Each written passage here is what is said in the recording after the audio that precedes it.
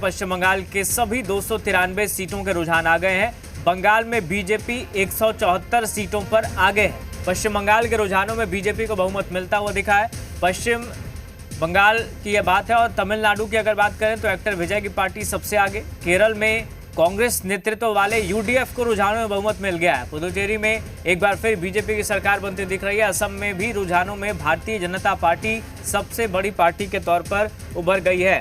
तो पश्चिम बंगाल की सभी 293 सीटों के रुझान आ गए हैं और बंगाल में बीजेपी 174 सीटों पर आगे चल रही, यानी मैजिक नंबर जो है, जो बहुमत का आंकड़ा है, उसे पार कर लिया। पश्चिम बंगाल में बीजेपी ने, असम में भी बीजेपी ने बहुमत का आंकड़ा पार कर लिया। रुझानों की बात कर रहा हूं, केरल में कांग्रेस नेतृत्व वाले यूडीएफ को रुझानों में बहुमत मिल गया है। तो पुदुचेरी में एक बार फिर बीजेपी की सरकार बनती हुई नजर आ रही है। तमिलनाडु में अगर बात करें तो एक्टर विजय की पार्टी सबसे आगे इस वक्त चल रही है।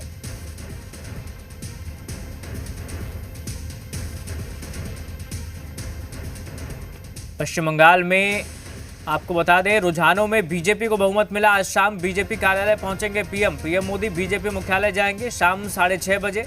पीएम मोदी का संबोधन, कार्यकर्ताओं को संबोधित करेंगे। तो बड़ी खबर इस वक्त मिल रही है, पीएम मोदी बीजेपी मुख्यालय जाएंगे शाम 6:30 बजे।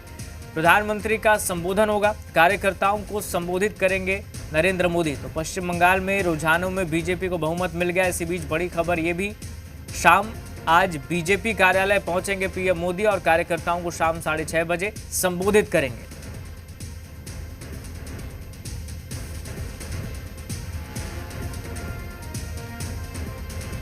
तो पश्चिम बंगाल, केरलम, असम, तमिलनाडु, पुदुचेरी, क्या स्थिति है टैली पर आप देख रहे हैं इस वक्त।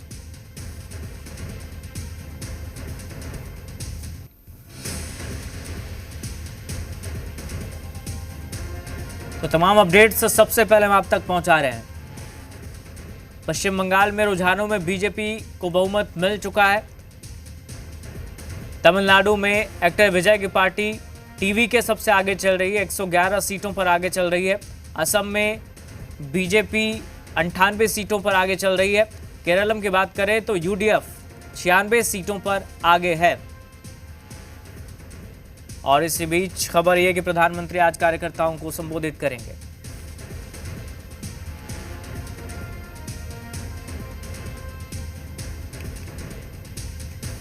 और चलिए हम अपनी चर्चा को आगे बढ़ाएंगे। हमारे साथ गेस्ट पैनल मौजूद है। अरविंद जी हैं, प्रवक्ता बीजेपी, आरजू खान, प्रवक्ता आरजेडी, इंद्रभूषण कुमार, राजनीतिक विश्लेषक।